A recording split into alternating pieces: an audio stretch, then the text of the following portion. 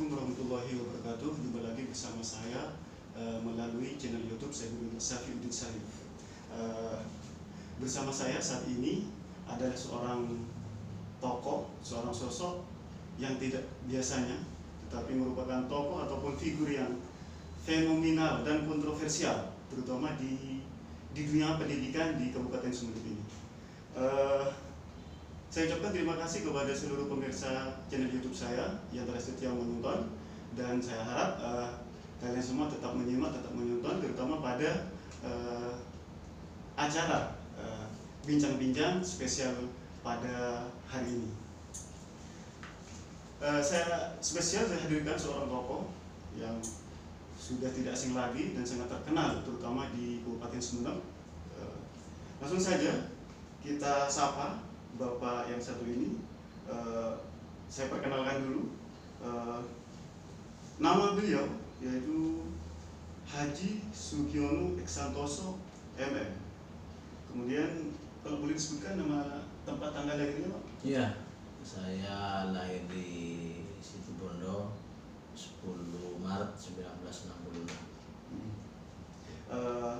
Perlu diketahui bahwa Bapak Sugiono Eksantoso ini merupakan Kepala Kantor Cabang Dinas Pendidikan Provinsi Jawa Timur wilayah Kabupaten Sumeneb, yang alhamdulillah beberapa hari waktu yang lalu telah promosi, kemudian diberikan amanat baru untuk menjadi untuk memimpin Kepala Cabang Dinas Pendidikan Provinsi di Bondowoso dan Situbondo. Ya. Pertama, Pak, saya ucapkan terima kasih, Pak. Ya. Selamat mengemban tugas yang baru, semoga amanah dan bermanfaat kepada yang lain. Amin, amin. Pak, mulai dari pertanyaan yang pertama, Pak. Kan Bapak kelahiran Situbondo ya, Pak? Ya. Pernah Bapak itu berpikir bahwa Bapak itu akan ditugaskan untuk menjadi kepala dinas cabang dinas pendidikan Provinsi Jawa Timur di Kabupaten Sumeneb itu? Ya, jadi sebenarnya terima kasih atas Suaranya bisa diperhatikan. Jadi terima kasih atas waktu yang diberikan untuk bincang-bincang tentang beberapa hal. Jadi saya memang punya prinsip hidup dari kecil itu bekerja, beraktivitas di mana saja harus betul-betul amanah dan ikhlas itu. Kalau ditanya pernahkah berpikir bertugas di Sumeneb, tidak sama sekali, karena ketika otonomi daerah itu kan kewenangan bupati, sehingga saya berkarir sejak jadi guru, kepala sekolah, pengawas itu hanya di tempat kelahiran saya di situ. Namun kemudian setelah ditariknya kewenangan dari kabupaten ke provinsi atas dasar Undang-Undang Nomor 23 Tahun 2014, dari sana saya memang sudah siap untuk ditempatkan di seluruh kabupaten kota Jawa Timur. Ya, setelah melalui proses, karena untuk jadi seorang kepala waktu itu melalui asesmen lebih dulu, sehingga ketika saya dapat amanah di Sumeneb pun, ya saya dengan sukacita, dengan semangat saya jalani, walaupun tidak pernah berpikir kalau ditanya. Terus Bapak, setelah Bapak kemudian dapat tugas untuk ke Sumeneb, memperbaiki terhadap pendidikan di Sumeneb, bagaimana Bapak memahami terhadap pendidikan di Sumeneb? Ya, saya kan tahu persis kultur orang Madura ya, karena kebetulan bapak saya almarhum ini kelahiran Sumeneb, jadi tahu persis. Jadi Bapak ada darah Madura? Iya, ada, jadi tahu seperti apa orang Madura itu. Maka ini yang menjadi bekal saya untuk membuat sebuah perubahan agar Sumeneb Madura ini bisa terangkat, ya, baik dari sisi akademik maupun juga manajerial dan tata kelola yang ada, dengan segala tentu tantangan gitu ya, karena sebenarnya seperti ini. Jadi berbekal itulah saya ketika saya mulai merancang program jangka pendek, menengah dan jangka panjang. Kemudian Bagaimana Bapak merumuskan program itu? apa program Bapak untuk yang disampaikan tadi bahwa akan mengangkat terhadap pendidikan di Kabupaten Sumeneb itu?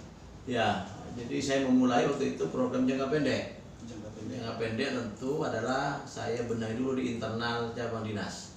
Karena ketika saya masuk, ya maaf, penuh dengan kesederhanaan, baik lingkungan kantor, bahkan jangan lingkungan, ini belum terpaving, ya, belum ada apa-apanya itu, bahkan apel saja tidak pernah dilaksanakan, yang kemudian ada. Saya benahi dulu, tentu membenahi itu harus SDM-nya dulu. Kalau bicara SDM, kesejahteraan, nah itu yang saya tekan lebih awal. Jadi saya 1 hari masuk tanggal 6 siang sudah saya naikkan semua kesejahteraan teman-teman staf di sini. Baru saya berbicara kualitas itu. Jangan usah bicara kualitas kalau kesejahteraan masalah perut belum bisa dipenuhi gitu ya. Gitu ya, Pak? Itu hal nonsen itu.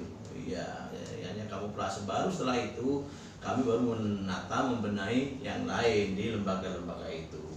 Nah, karena lembaganya cukup banyak sehingga program jangka menengah saya harus sapa semua lembaga.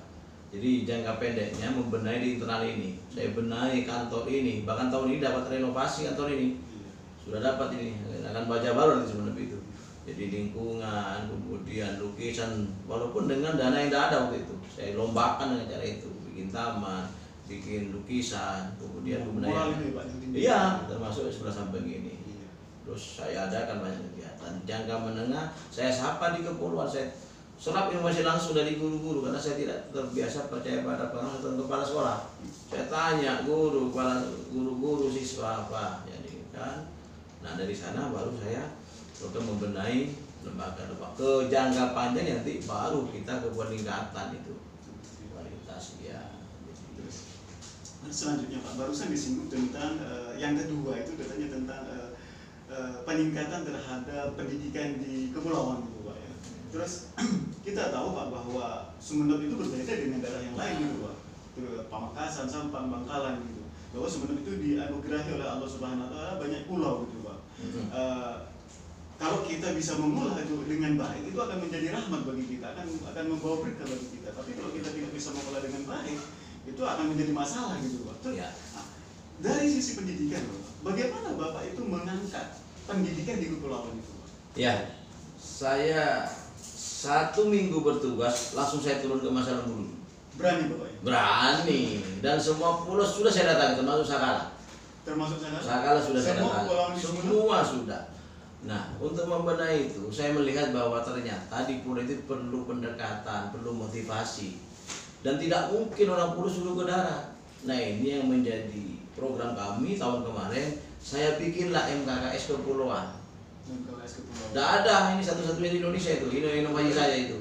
Ada MGMP Kepulauan, ada Forum OSIS Kepulauan. Jadi anak-anak pulau tidak perlu ke darat, kita yang harus ke sana. Pengawas harus turun terus ke pulau untuk memberikan pendampingan. Karena saya lihat kenapa tidak bisa maju karena tidak pernah disentuh. Saya ke Masa Lembu orang pertama nulis buku tamu. Saya ke Sakala orang pertama nulis sudah kemana selama ini. Jadi kita ini kan pelayan sebetulnya, bukan menjawab pelayan. Namanya melayani ya harus semua, tidak melihat sekolah besar karena sekolah yang sudah maju. Itu yang saya lakukan. Jadi ada inovasi membentuk MKKS Kepulauan, MGMP Kepulauan, Forum OSIS Kepulauan. Ini jalan sudah. Jadi mereka diskusi di sana, kami yang datang dengan pengawas. Dan itu hanya satu-satunya Di Indonesia. Di Indonesia tidak ada MKKS Kepulauan, tidak ada. Adanya cuma di kabupaten gitu ya Pak. Iya. Tapi khusus di Sumeneb itu ada 2.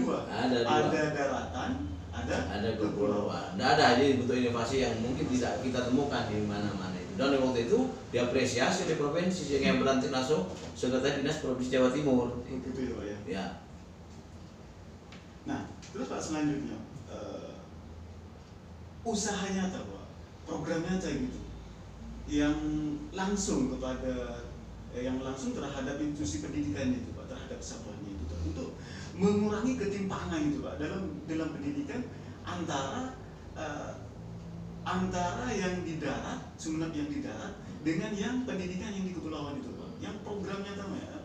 Ya, jadi kita kan tidak bisa hanya membuat sebuah planning perencanaannya, makanya saya tidak tanggung-tanggung, saya bawa tokoh penting ke pulau dari Menteri Pendidikan kebudayaan sudah saya bawa ke Pulau Pak Muhajir. Pak Muhajir itu. Udah, kemudian BKD provinsi saya bawa, sekretaris dan pendidikan saya bawa. Mohon maaf, itu bapak undang? Saya yang undang. Oh, bapak yang undang. Jadi untuk meningkatkan indeks pembangunan manusia Pulau tidak cukup dengan program.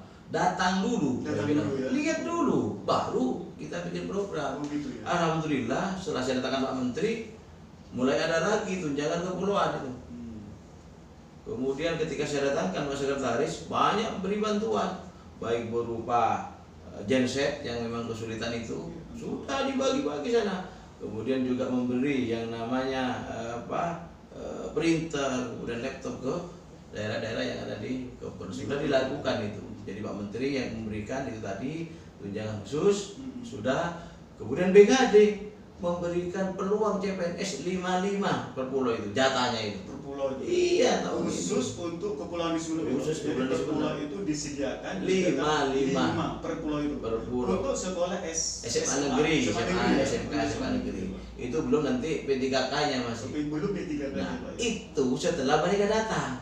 Saya ajak dulu, udah jangan banyak program dulu, jangan banyak retorika, datang dulu. Ayo apa yang dilakukan ternyata diapresiasi.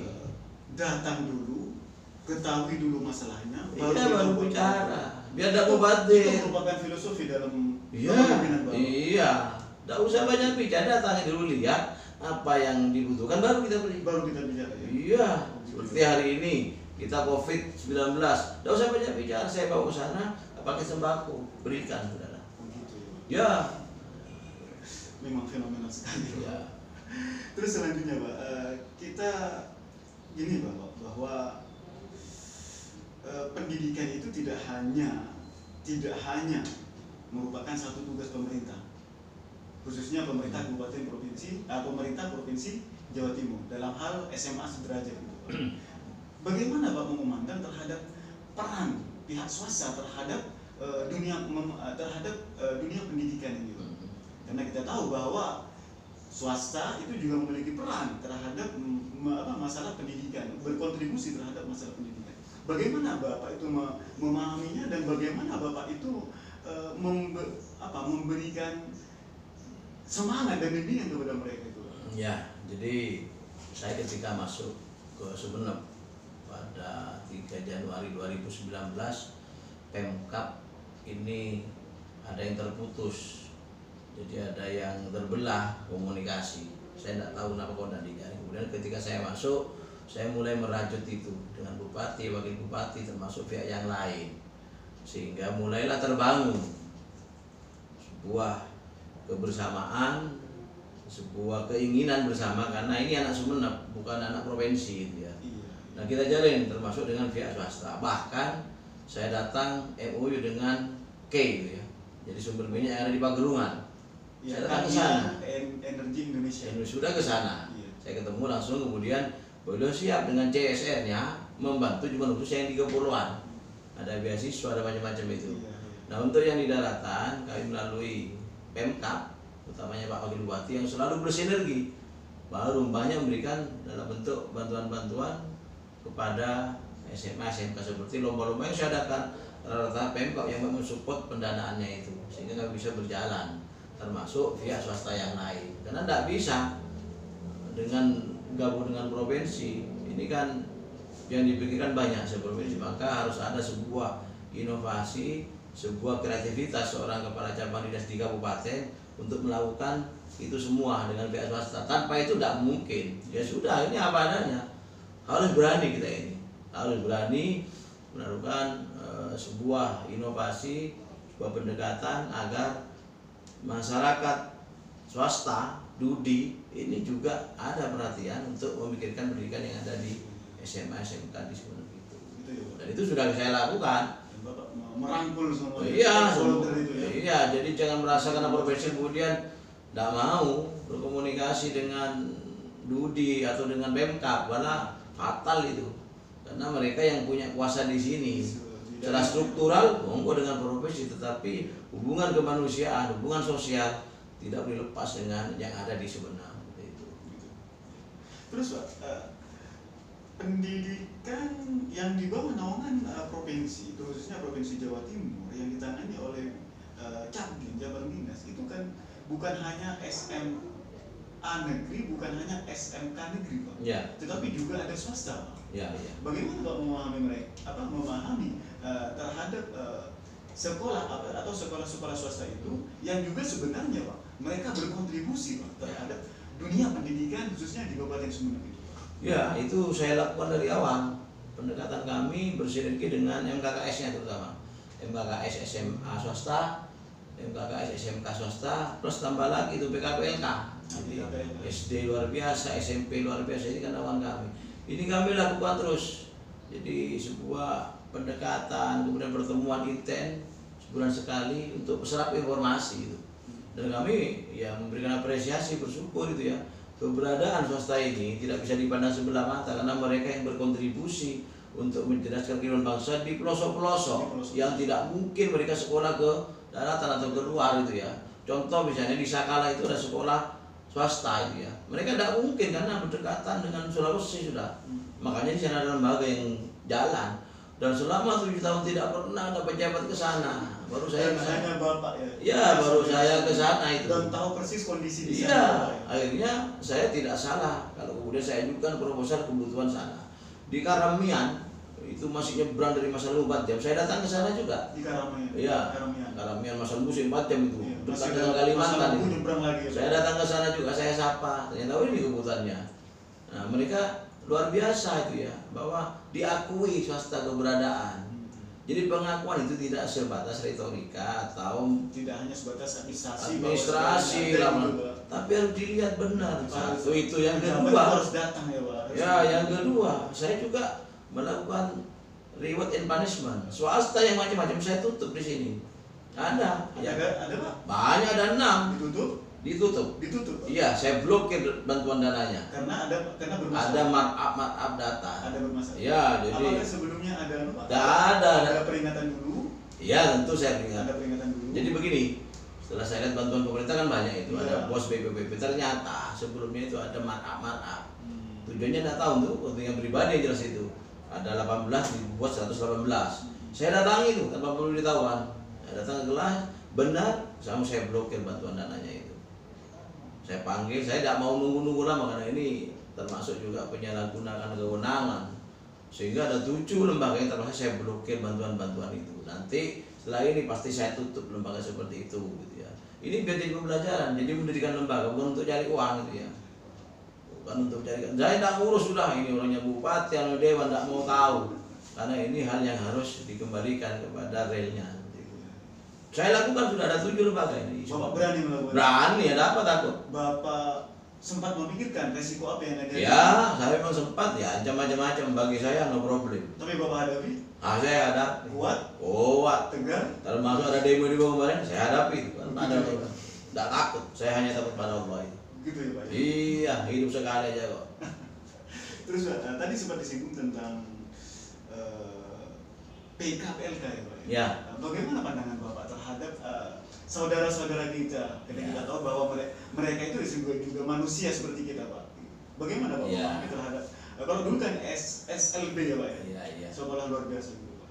Sebetulnya tetap SLB itu, cuman lembaga itu namanya PKPLK. Jadi di PKPLK itu ada SLB, ada yang SMA luar biasa dan macam-macam lembaganya. Ada 4 di sini. Di mana selama ini juga mereka kurang perhatian dari pejabat. Iya. Jadi ketika Bapak memberikan perhatian kepada mereka. Ya bisa dicek itu. Jadi berasa katanya punya bapak sudah seperti itu. Oh gitu. Iya. Jadi apakah hanya Bapak yang sempat menjenguk datang? Saya tidak tahu, yang jelas setelah saya di sini karena ini amanah, saya datangi secara rutin itu. Bapak sempat tanya siapa pejabat yang datang ke sini? Atau Bapak cek di buku tamu? Iya, sepertinya belum pernah ada. Belum pernah ada. Termasuk dan hanya Bapak yang menulis. Iya. Di daftar hadir pertama itu. Iya, termasuk pengawasnya itu kan bukan pengawas ini dari Sidoarjo itu. Dari Sidoarjo. Jadi jarang sekali. Ini setelah saya kesini saya dorong, akhirnya 1 tahun sekali baru kesini pengawasnya itu. Begitu ya, Pak. Nah, ini kan gimana bisa bagus, bisa maju. Nah, ini kan anak yang berkebutuhan khusus. Dan ini haknya sama. Nah, ini yang saya lakukan setiap ada acara apapun, setiap ada pasti saya libatkan itu, karena mereka bagian dari kita itu, sehingga ya merasa senang lah, katanya baru punya bapak gitu istilahnya itu. Loh kok seperti itu ya, saya tidak menjadikan siapa-siapa, yang jelas ketika saya di sini saya rangkul ini bagian dari anak-anak saya gitu. Ya, bahwa mereka di PKPLK itu baru menemukan seorang pemimpin, ya, mungkin dari seorang itulah. Bapak Sugiono Eksantoso. Karena pejabat-pejabat sebelumnya itu tidak pernah menyambangi, tidak pernah menyapa mereka ya Pak. Tapi setelah periode kepemimpinan Bapak, baru Bapak datang kepada mereka, menyapa mereka bahwa Bapak adalah Bapak sesungguhnya dari mereka. Ya, anak-anak saya juga perhatiannya harus sama seperti itu. Ya. Terus Pak, untuk terhadap pendidiknya Pak, para guru, bagaimana Pak? Sangat prihatin juga itu ya, karena kan jarang guru-guru itu yang mau mengajar di PKPLK. Ya, dalam tanda kutip bahwa untuk mengajar sana kan memang harus pendidikan luar biasa. Tapi karena ketiadaan SDM yang dari pendidikan luar biasa, maka guru umum yang ngajar di sana dengan penuh keterbatasan itu. Nah, ini yang kemudian saya dorong untuk terus mendapatkan sebuah pelatihan, sehingga ini yang sering kita dalam pelatihan-pelatihan baik pembuatan perangkat maupun pembelajaran yang lain, agar anak-anak PKPLK di Sumeneb ini benar-benar mendapatkan layanan yang sama, tidak sekedar formalitas itu. Ini saya dorong sehingga mereka ya antusias itu ya, karena saya support terus itu. Ayo anak-anak kita ini, bagi yang tunarungu kan ada ABCD itu kan, tunawicara, grahita dan sebagainya macam. Nah, ini sekarang ini sudah mulai bergeliat, sudah mulai menunjukkan kemampuan guru untuk memberikan layanan seperti itu. Bahkan di daring ini sampai bikin video-video ke saya nih Pak, kami laksanakan itu. Iya, karena itu bagian dari tugas guru. Itu tidak usah melihat dulu berapa yang didapat, tapi berikan yang terbaik untuk anak-anak itu. Insya Allah nanti rezeki kita Allah akan mengalir dengan sendirinya seperti itu. Terus Pak, untuk guru Pak, untuk guru, untuk peningkatan kompetensi dan secara umum ya Pak, untuk peningkatan kompetensi dan peningkatan kesejahteraannya, dan juga karyawan, terutama bagi mereka yang di TTP Pak, itu gimana Pak? Itu dari awal saya tekan melalui MKKS dari kepala sekolah itu, saya katakan bahwa provinsi sudah beri perhatian ya, melalui SK gubernur itu dari 750 menjadi 900. Tapi itu bukan satu-satunya penghasilan guru PTT, saya katakan itu, atau PTT. Ini hanya bantuan dari provinsi. Sekolah silakan wajib memberikan tambahan itu, karena itu tadi bagaimana bisa kualitas bagus kalau kebutuhan perut tidak dipenuhi. Iya, dan sekarang boleh 40% BBP untuk kesejahteraan guru itu. Jangan semua untuk hal-hal yang mungkin tidak terlalu penting itu. Nah, ini sering saya dong, cuma saya kan belum dapat laporan dari guru seperti apa perlakuan kepala sekolah gitu ya. Mestinya direspon betul itu. Ya, sudahlah berikan untuk kepentingan, sehingga guru-guru menjadi senang, nyaman, dan merasa punya penghasilan yang cukup, sehingga ketika ngajar dia fresh dan penuh inovasi itu ya. Bagaimana ngajar dengan bagus, dengan penuh inovasi kalau kebutuhan perutnya masih belum bisa dipenuhi dengan bagus. Makanya saya mendorong itu. Kesejahteraan merupakan hal yang harus dilakukan. Bahkan tidak hanya itu, setahun sekali bawa kelenjar refreshing itu. Saya tahu sekolah kan penghasilannya banyak dari macam-macam itu. Ya, mungkin dari fee-nya pembelian kain seragam, buku gitu ya. Saya katakan sudahlah, kita zamannya transparan itu. Tidak usah kepala sekolah jangan pegang uang gitu. Itu fatal sudah. Ya, itu sampaikan kepada saya sampaikan ke setiap pertemuan, jangan pegang uang. Bahkan saya katakan yang pegang uang pun benar jangan dari guru, harus bisa administrasi sehingga dia fokus untuk mengajar. Kecuali memang tidak ada lagi tenaga, tetapi lakukan dengan transparan. Kembalikan kepada kepentingan kesejahteraan teman-teman. Setahun sekali bawa refreshing. Saya beri contoh sudah cabang yang tadinya sini tidak ada apa-apa, tidak pernah saya bawa aja ke Jogja kemudian itu. Soal keluarga semua saya sangu-sangunya itu. Sangu-sangunya itu semuanya. Tinggal duduk manis, masuk ke lokasi sudah. Tidak ada tambahan. Tidak ada kemarin. Yang 3 tahun tidak pernah kemana-mana itu. Iya. Terus selanjutnya Pak, sangat menarik terhadap seni kepemimpinan Bapak, karena berbeda Makanya saya sebutkan tadi bahwa fenomena dan kontroversial gitu, Pak. Ya. Bahkan Bapak Sugiono sempat dianugerahi, Pak, melalui Madura Award itu, Pak, ya, Ya. sebagai sosok Tokoh pendidikan terpopuler. tokoh pendidikan terpopuler ya di Madura ya, Pak. Dua sebenarnya. Nah, yang saya tanyakan, Pak, bagaimana sih seni kepemimpinan Bapak itu yang Bapak pakai dalam menjalankan tugas sebagai pimpinan di Kacabdin selama di Sumeneb ini, Pak? Sebetulnya kita ini kalau berpulang kepada agama selesai sudah. Nabi sudah mengajarkan bagaimana sosok pemimpin yang bagus. Sidik, amanah, tabligh, fatwa, itu aja dipegang gitu ya, amanah gitu ya. Dan satu yang kedua, jangan menganggap pemimpin ini orang yang harus dihormati, diidolakan. Lepas dari itu, pelayan. Konsep itu saya bawa, sehingga saya kemana tidak pernah saya menganggap saya pejabat. Berarti filosofi Bapak dalam memimpin bahwa Ya. seorang kepala, seorang pejabat Ya. itu bukan Bukan seorang figur figur yang wah gitu, Pak, tetapi sebenarnya Pelayan. dia adalah pelayan. Jadi Yang tugasnya melayani. melayani. Bukan minta dilayani, ya. Wah, itu yang salah. Makanya di sini saya tekankan, layan di sini semuanya gratis. Tidak perlu dari apa-apa, kan sudah diberi pemerintah itu. Itu konsekuensi. Tapi kalau minta dilayani, dihormati, itu sudah maaf. Mungkin perlu kembali kepada ajaran agama, ajaran Nabi itu. Ya, pemirsa channel YouTube, seni dalam kepemimpinan yang diterapkan oleh Bapak Sugiono Santoso sederhana sekali. Bahwa seorang pemimpin, seorang kepala, seorang pejabat itu adalah pelayan, ya, bukan justru dia minta dilayani. Begitu ya, Pak, ya? Ya. Terus selanjutnya, Pak, kita tahu bahwa Bapak Sugiono itu sudah sebentar lagi akan mutasi itu, Pak, ya. Dari sekian banyaknya program, Pak, ya, dari sekian banyaknya program itu, Pak, apa yang belum terlaksana, belum terwujud dan Bapak ingin itu bisa diwujudkan?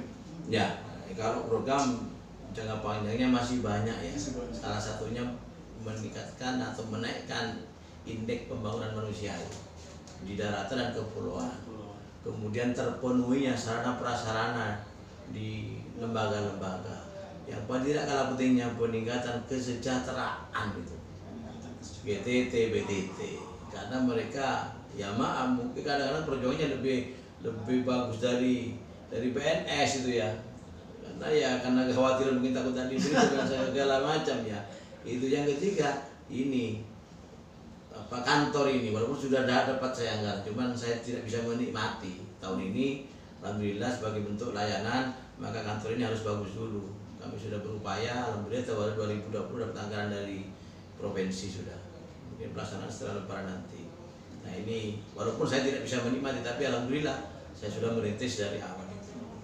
Pak, ada nggak keinginan oleh Bapak agar ada keberlanjutan program kepada pejabat atau pemimpin setelah Bapak? Bagaimana Bapak mengusahakan itu beberapa program yang tidak terlaksana itu bisa terwujud pada kepemimpinan atau kepala selanjutnya itu, Pak? Ya sudah barang tentu, namanya cita-cita ya, namanya harapan, memang ini seharusnya ini dilanjutkan. Apa yang tidak baik dari saya yakin kami banyak tidak baiknya, banyak kurangnya. Saya tidak merasa bagus kok, saya tidak merasa ya super, belum bisa berbuat apa-apa. Tetapi hal yang baik dari saya yang saya lakukan mohon diteruskan, gitu, dilanjutkan, bahkan ditingkatkan itu ya. Karena apa? Saya sudah bisa merasakan bagaimana layanan di Sumeneb ini, terutama dari para pengguna, gitu, guru, staf, para sudah bisa merasakan sudah begitu cepatnya. Karena saya punya prinsip layanan 1 hari di sini. Contoh misalnya ketika ada sekolah ngurus gaji perkara, tinggal ditunggu saja itu. Yang biasanya kan lama itu.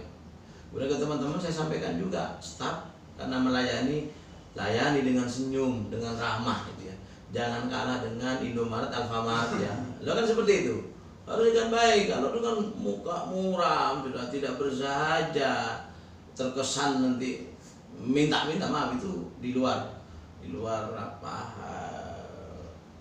kualitas saya. Jadi saya sudah sampaikan melayani dengan baik, melayani dengan cepat itu terutama, dan tidak ditarik biaya apapun, itu gratis itu.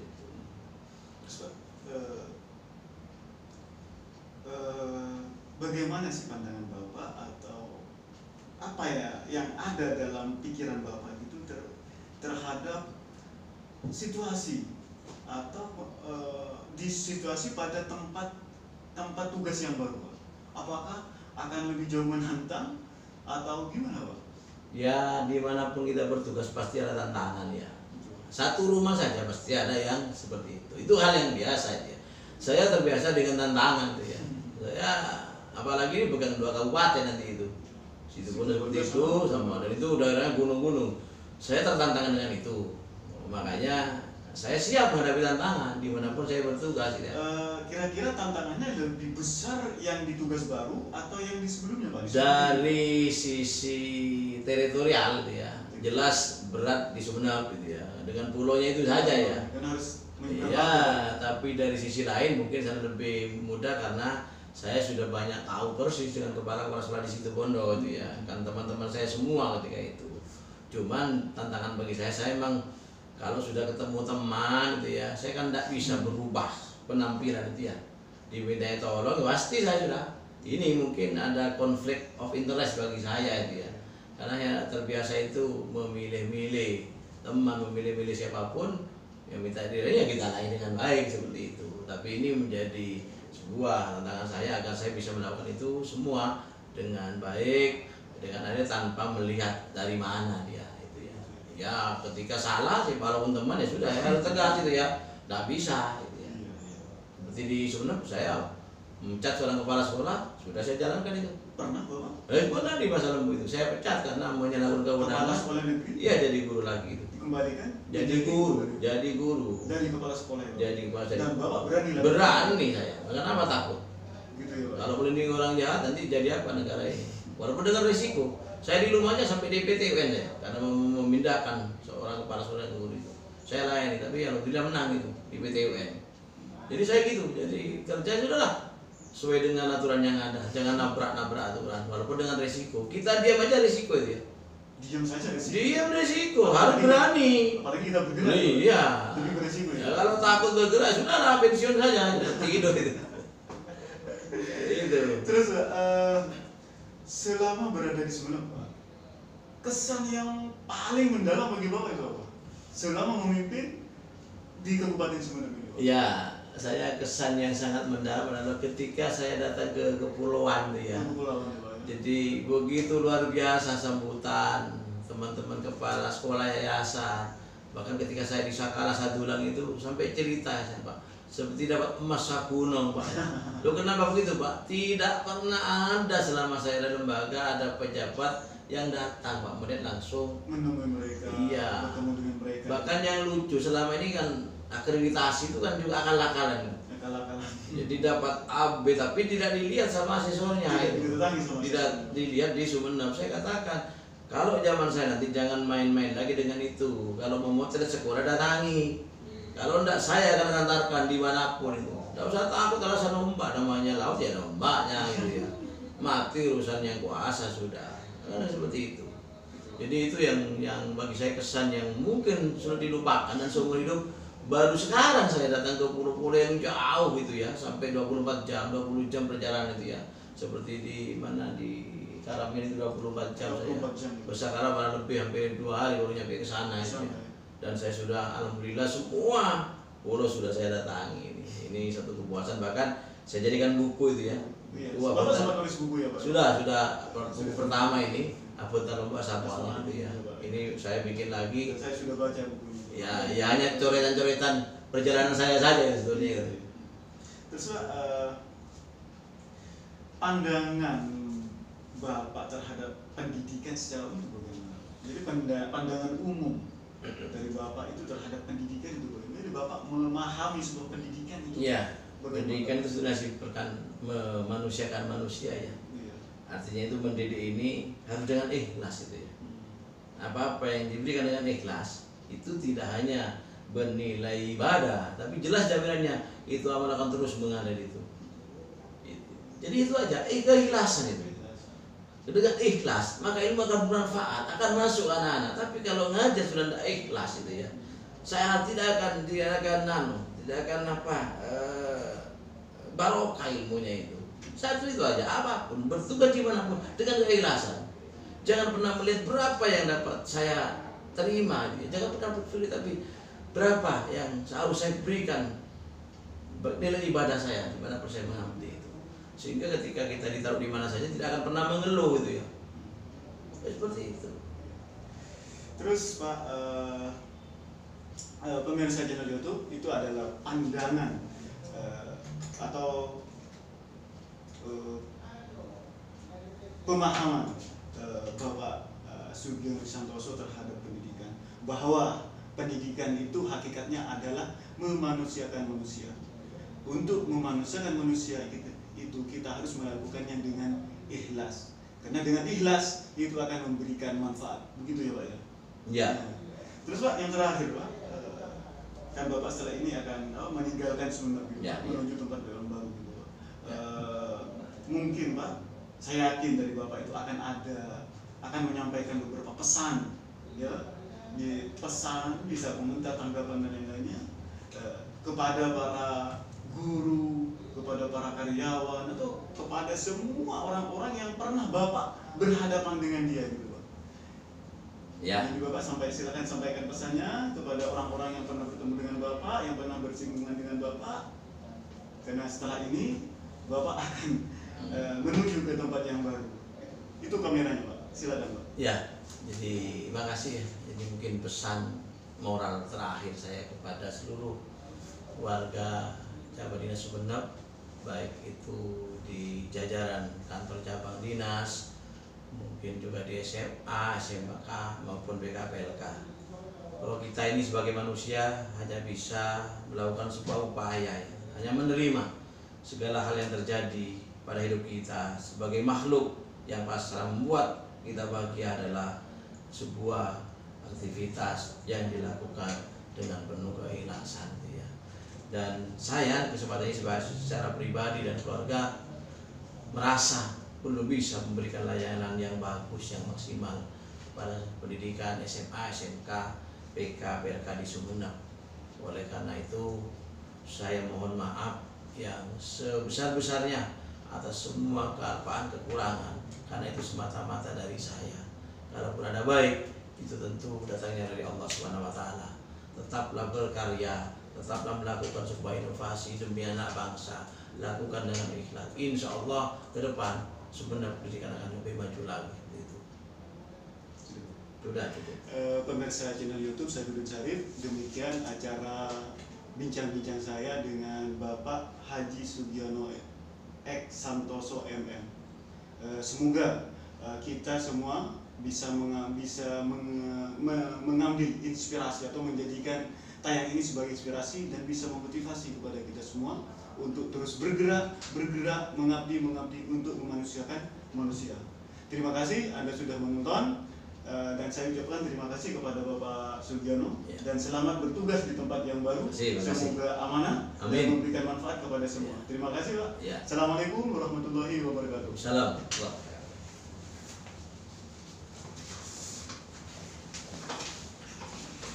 Saya tak lanjutkan pekerjaan.